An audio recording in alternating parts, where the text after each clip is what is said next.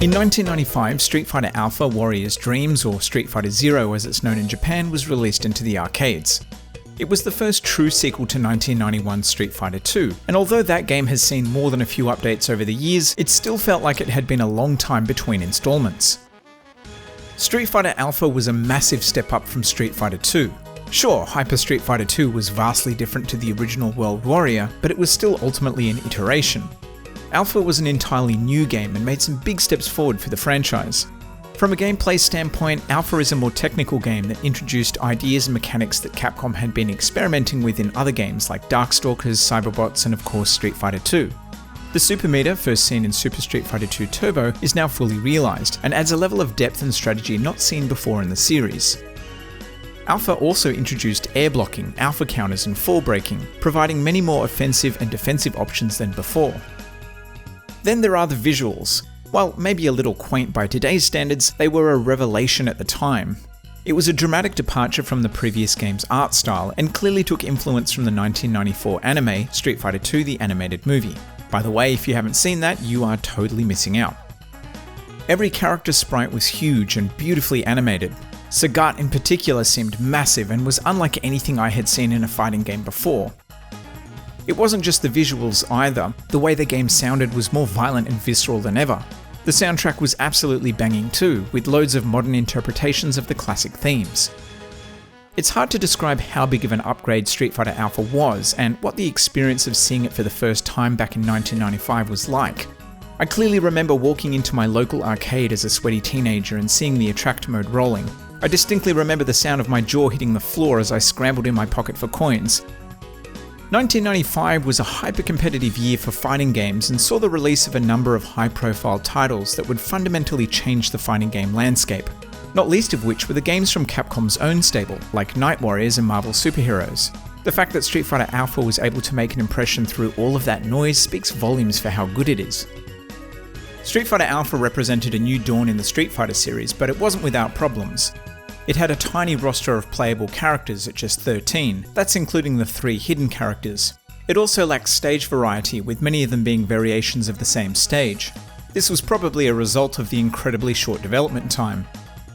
According to the game's planner Noritaka Funamizu, they were originally given just 3 months to put it together. The new mechanics the game introduced were also seen by many Street Fighter veterans as an attempt to dumb down the game and make it easier for newcomers. So, while it was received positively by the critics and general arcade goers, the reception from longtime fans was lukewarm. Of course, Capcom was only getting started, and a sequel would follow less than a year later.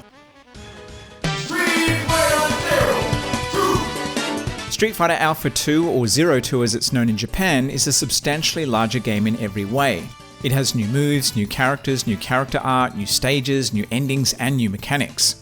From a gameplay point of view, it's very similar to the original Alpha, but it has way more depth. For example, you can now spend your meter on custom combos. These let you rapidly chain together any normal or special attack to devastating results. There were other improvements elsewhere, like new alpha counters and the removal of chain combos, which allowed for more experimentation and freeform combat. On top of this, Alpha 2 introduced 5 new characters and 3 hidden characters. These new fighters added much needed variety and were an excellent mix of returning cast members, characters from other franchises, and new faces. To accommodate them, the game was rebalanced, and this is something that Capcom would continue to tweak in the subsequent releases.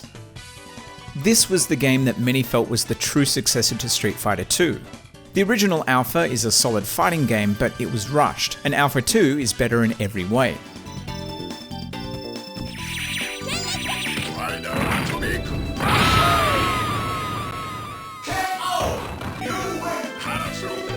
Now, before we discuss the game any further, we need to cover the various iterations and how they modified the game.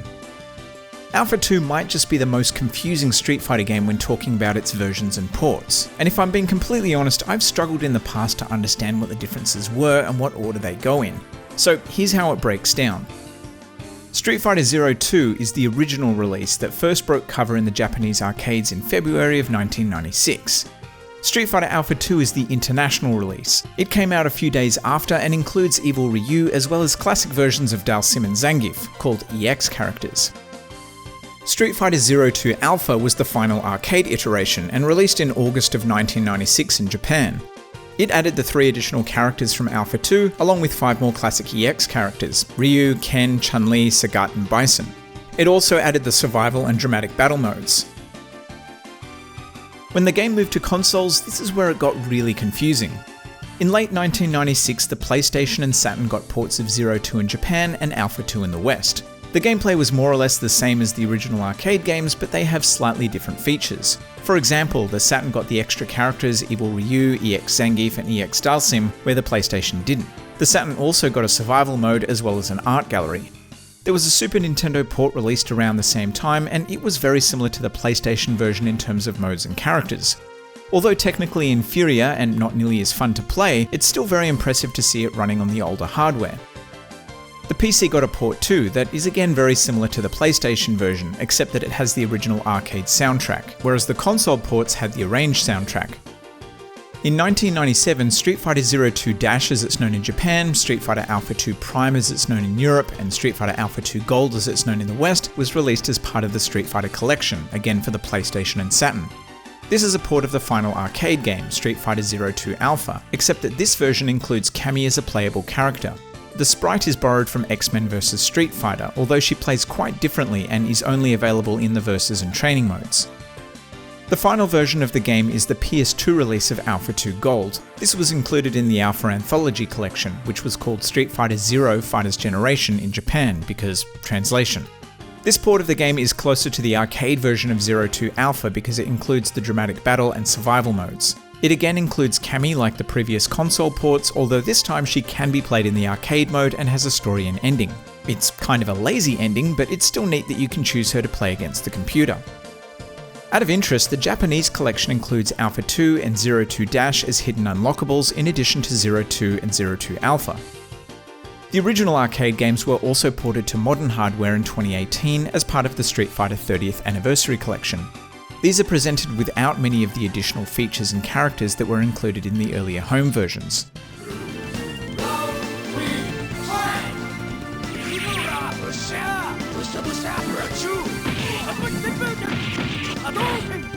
Okay, so I realise that we're more than halfway through the video and I haven't actually talked about what it's like to play, so let's do that.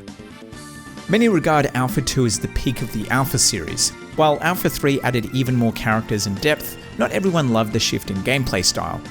Alpha 2 feels like a natural extension of the first Alpha and plays a lot more like Street Fighter 2 than the games that would follow.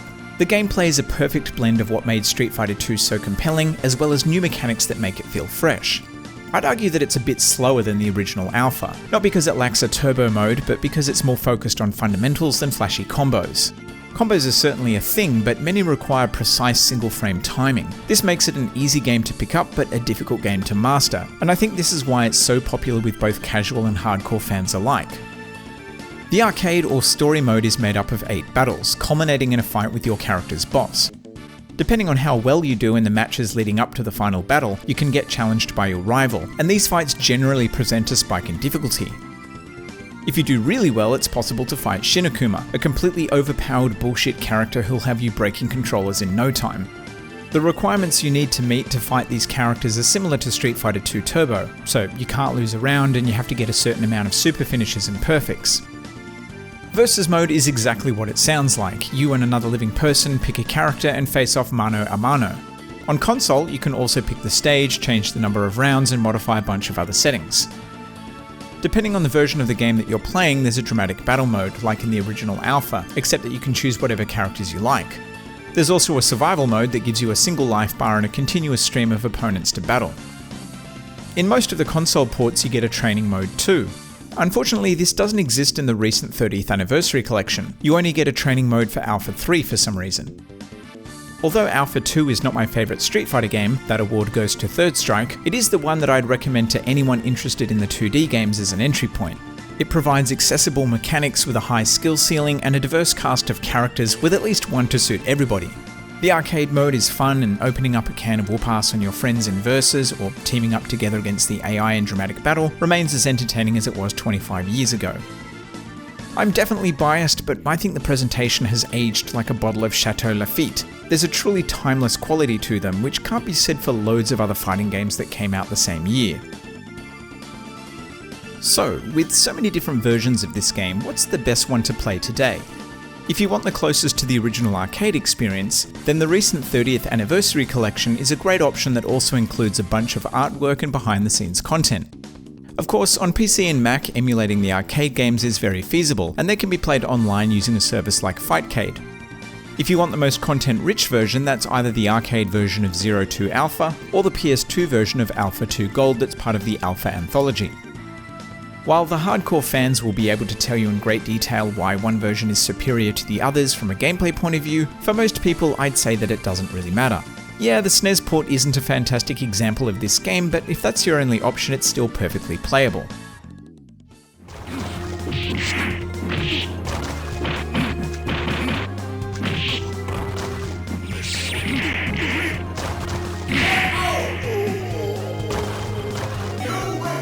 The Alpha games are responsible for putting Street Fighter back on the map at a time when Street Fighter fatigue had well and truly set in. They also managed to do this in arguably one of the most competitive periods in fighting game history. The success of these titles, and specifically Alpha 2, is evident in the numerous games where the sprites were reused, and they'd go on to be included in some of the most important fighting games ever made. Regardless of how you choose to play, Street Fighter Alpha 2 remains an entertaining and deep fighter that will suit every skill level, and I cannot recommend it enough.